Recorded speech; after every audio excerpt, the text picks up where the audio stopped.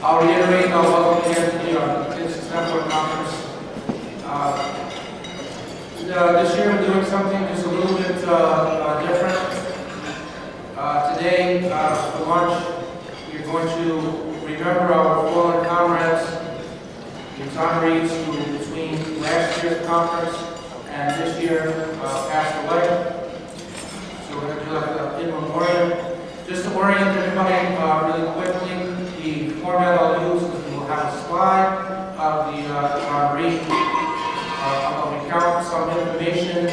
The way I decided to break this out, I'll have a little bit of pedigree information so we'll know what state the person was wrongfully convicted in, how much time they served, what the cause of their wrongful conviction was, we'll reference their work, their legacy, what their highlight was. We'll have one quote about them, and we'll also have one quotation from them. I'll apologize ahead of time. There's about 13, 14 people. I didn't have the privilege of knowing most of them, only some, so I put a lot of research into this. I memorized a lot of things. I may need to look down the paper a few times. If I didn't pick the best possible, if I didn't pick the best quote that you may know of from the exonerated you're most familiar with, I'll apologize for that ahead of time as well. I did the best that I could.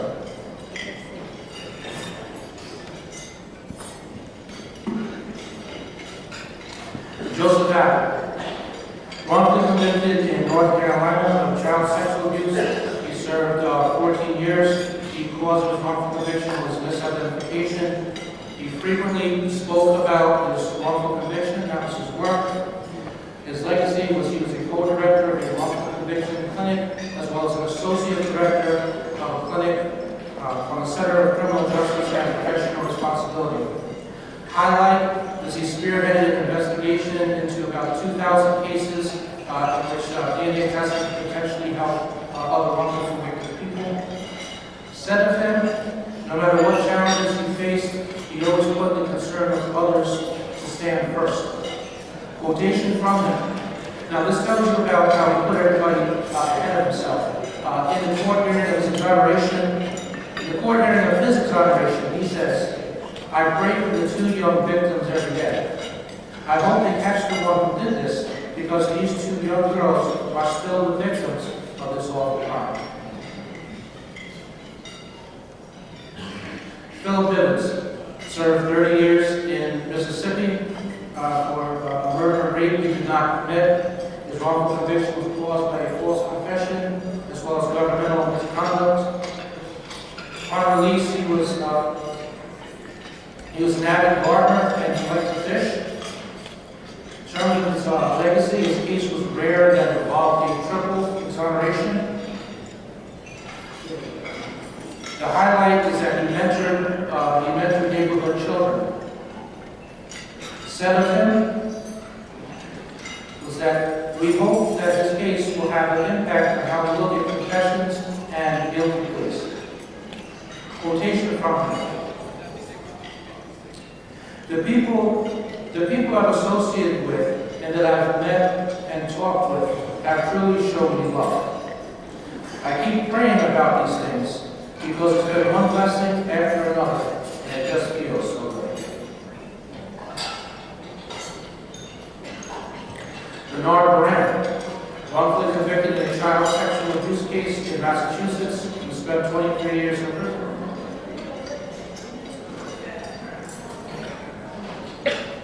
Dan Boylan in prosecutorial misconduct for the cause of wrongful conviction.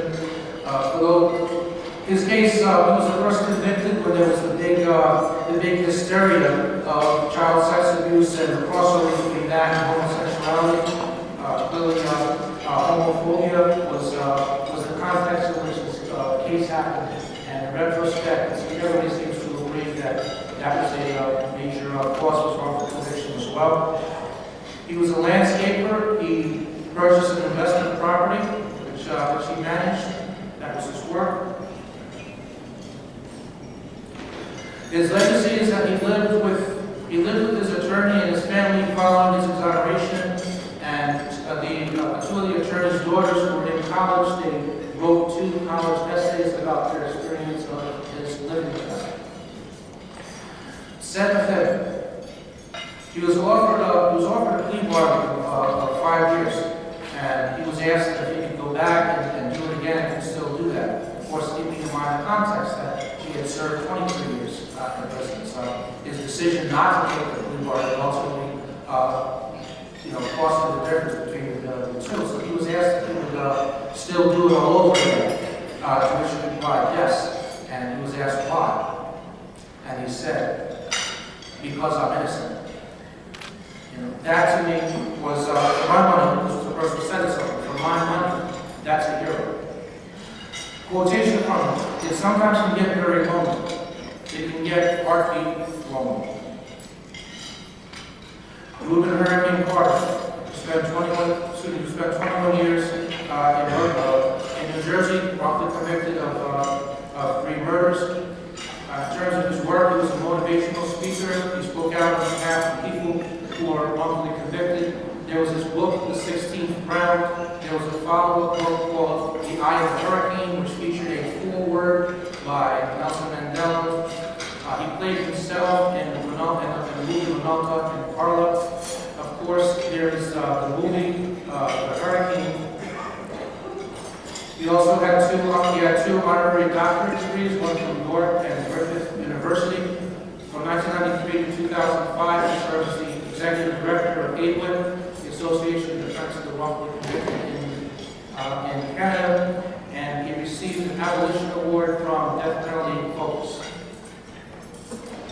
In terms of his legacy, beyond the items that I mentioned already, there of course was the famous song, the Bob Dylan song, The Hurricane, and then there was a lesser known, but some argue even more profound song, the Redemption Song by Marley. In terms of the highlight, he wrote an op-ed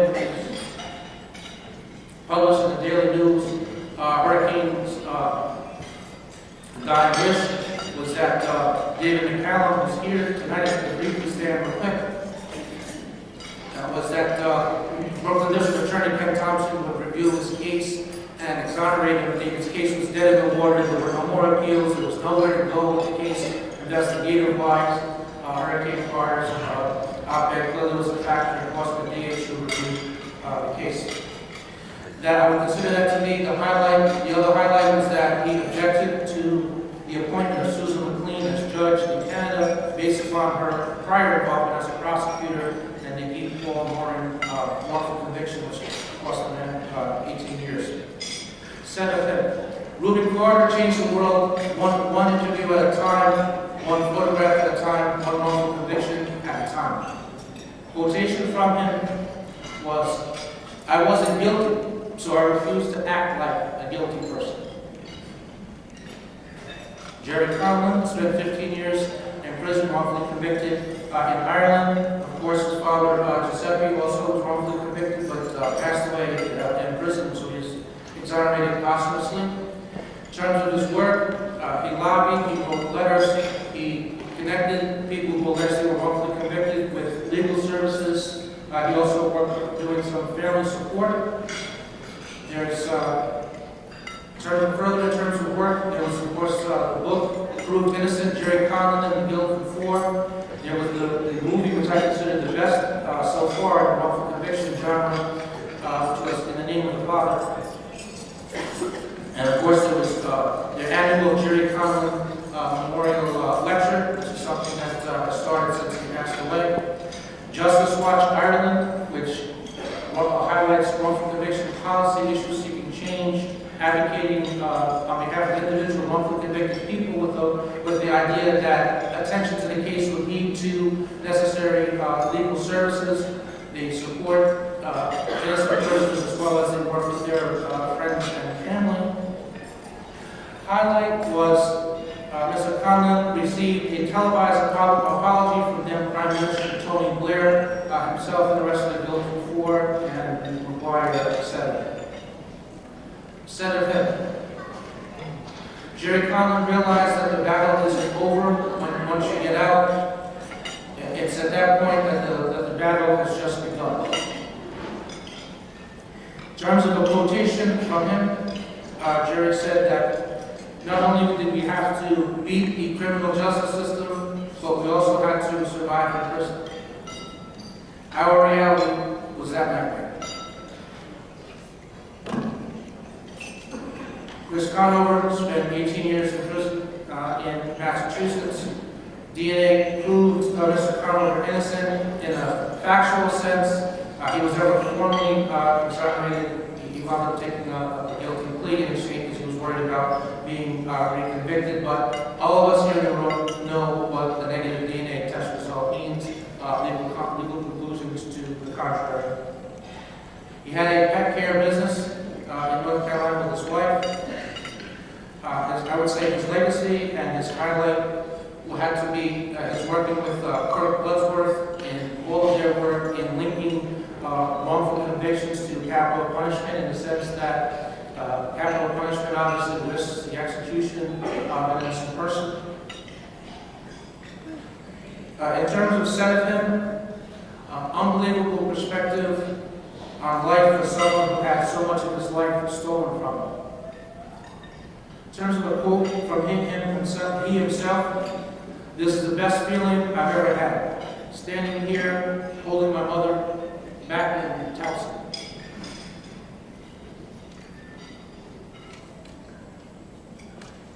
Bruce Dallas Goodman, who spent 18 years in Utah before being exonerated in 2004. In terms of work, he was originally from California, but had been wrongfully convicted in Utah. He was unable to find steady employment. He did a lot of odd jobs here and there. In terms of legacy, he's listed as one of the first Rocky Mountain Innocent Clinic's DNA victories. In terms of a highlight, he spent his time with his granddaughter at reconnecting with his family. Senator, spending that much time in prison as an innocent person is really, really damaging, both physically and mentally. He was damaged. Quotation: The one unique thing about innocence is that it don't change from day to day. I'll be that way for 100 years.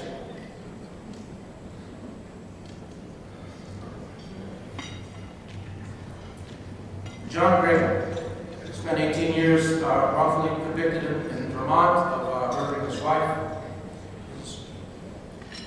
He was exonerated for DNA evidence.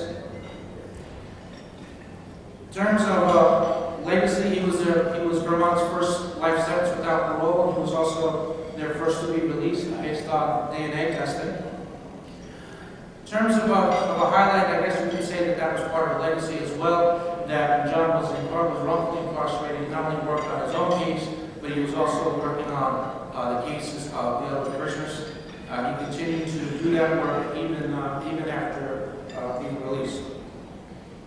Senator, he embodied what Gandhi said about sometimes the best way to help yourself is to help others. Quotation from him: I went through hell to get them to admit it was a mistake. It feels fabulous.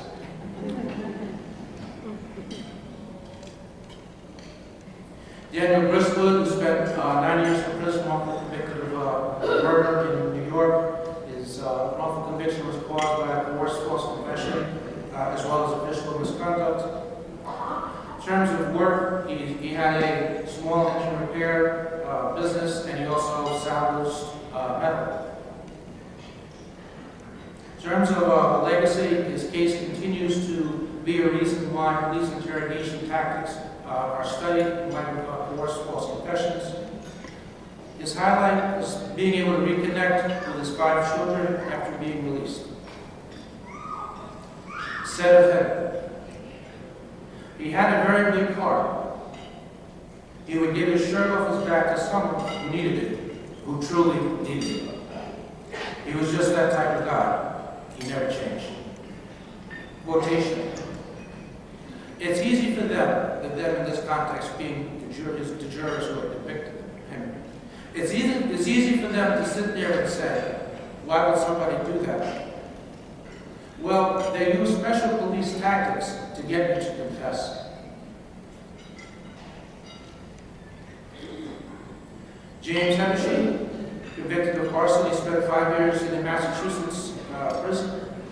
Wrongful conviction was caused by misleading forensic evidence as well as inadequate lawyering. In terms of work, he was released in his mid-60s, having a variety of health problems, which in part was the reason why he was not able to work.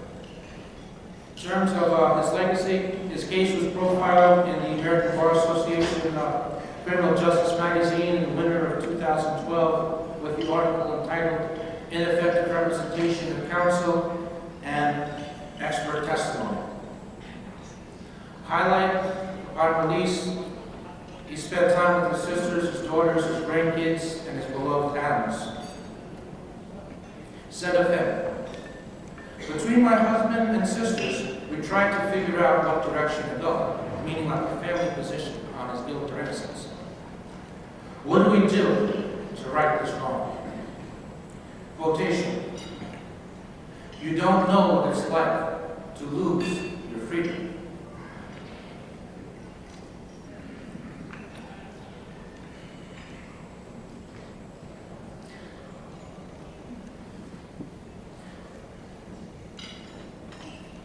Wow, I didn't expect that. William Lopez.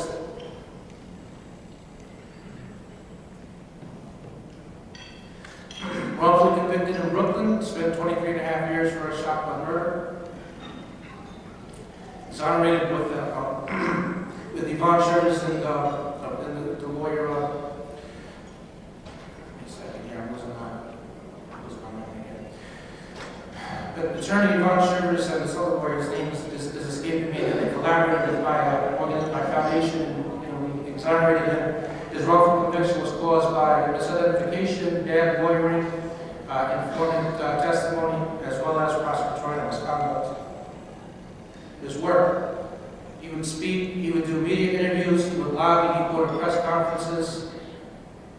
Whatever it was that involved advocacy, he dropped everything, and he did it. His legacy would be, there's a lot of videos of William and myself on my YouTube channel. Just put Deskovic Foundation on YouTube and see. I still put it up there sometimes, and I want to see him alive and speaking. That's the closest I can come, so you can join me in that video if you want. In terms of highlight, would have to be, I brought William's case along with that of Jabbar Collins, was the two cases that had the most play in the Brooklyn District Attorney race amidst a bunch of other wrongful conviction cases, which was the central issue in the Brooklyn DA race over the Jewish sex abuse. And so I brought Bill with me to one of the debates, and then candidate District Attorney Ken Thompson had Bill stand up and in front of Charles Hines, elected official, and said, will you please apologize to Mr. Lopez? And when he refused, he repeated it a second time, which of course was harkening back to the judge's decision that Bill should be released with the state's apology. Happy to say that the Brooklyn DA lost his re-election. He had been incumbent in a race where he had been in office for 23 and a half years.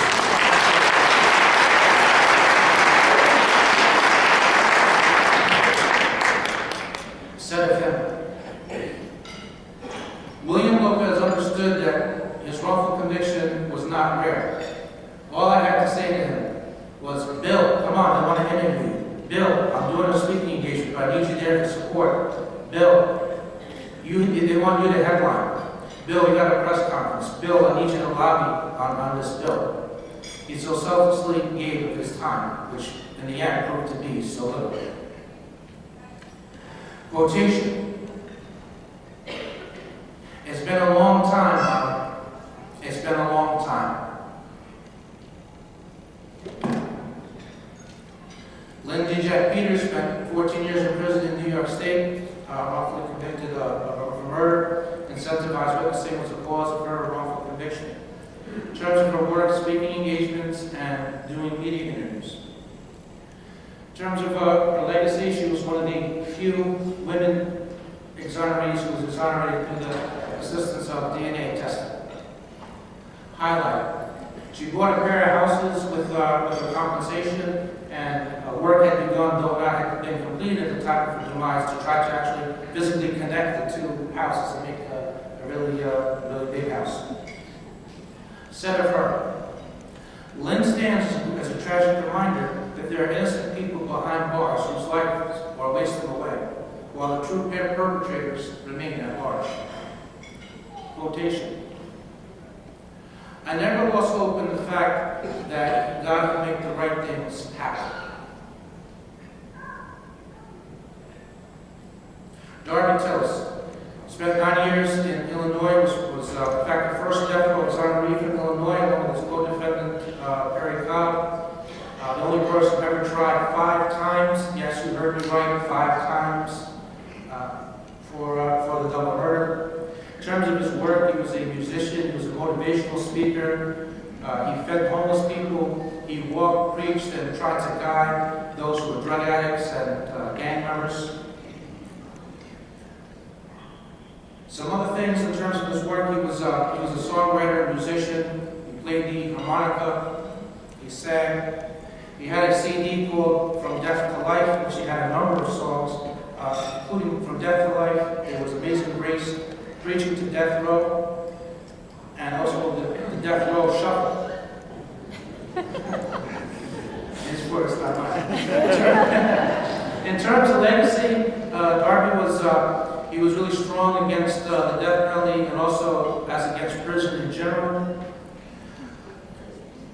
He wrote, directed, and acted in a one-man play called Dead Wrong, which of course was against the death penalty.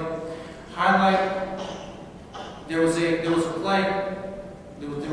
play about the execution of Tukey Williams in California. Tukey, of course, alleged that he was innocent, but even aside from that, the main thing is that his execution in California was botched and wound up taking 35 minutes. The play in which they reenacted that execution scene simply took 12 minutes, but it still dramatically impacted the audience. Said of him, a true master of the activist craft was Darby Tillis. Quotation: don't give up. Never give up hope. You don't ever give up hope. Sharif Wilson, convicted of 3 murders in New York, coerced false confession, was the cause of his wrongful conviction. In terms of work, he had health problems upon release. He used to work in learning the cell phone, and he focused on using social media in order to try to reconnect with friends and family. In terms of legacy, he wanted to start a program to help programs to help other exonerated people. Highlight: his co-defendant, whom Mr. Wilson not only had falsely confessed, but also had falsely implicated and wound up taking a stand against, Anthony Yarbrough. Yarborough's aunt wrote Sharif and asked him whether it was true, because it was Anthony's mother and other relatives that were just kids, who were all 3 of them were killed. And the aunt asked whether it was true, whether or not they both were guilty. And Sharif wrote back and said that they were not, and they asked to be forgiven. That ultimately set in motion a chain of events which led to both men being exonerated. Said of him, Sharif wanted to start programs for other wrongfully convicted people. That's what kind of person he is. He wants to give back. Quote, I feel free. I feel great right now. I'll be able to do things I couldn't do